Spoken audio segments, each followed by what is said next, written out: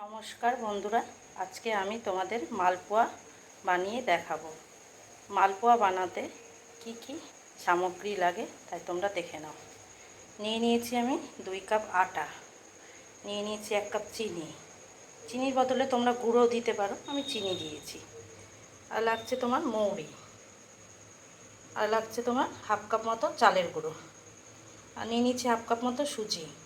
আর নিয়ে নিয়েছি 1/2 চামচের থেকেও কম লবণ, আর 1/2 চামচ মতো খাবার সোডা। ছোট ছোট করে কুচি কুচি করে নারকেল আমি কেটে নিয়েছি, আর কাজু বাদাম কিছুটা ভেঙে নিয়েছি।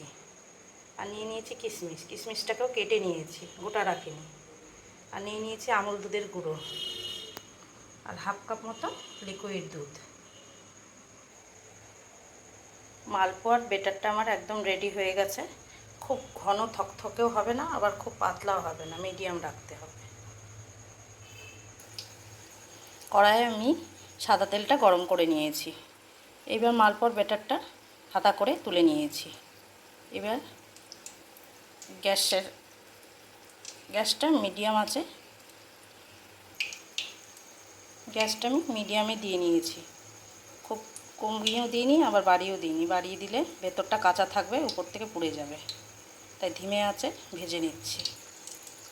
দেখো বন্ধুরা, মালপোয়াগুলো খুব সুন্দরভাবে ফুলে উঠেছে। প্রত্যেকটা আমি লাল লাল করে ভালো করে ভেজে নেব। মালপোয়াগুলো একদম রেডি।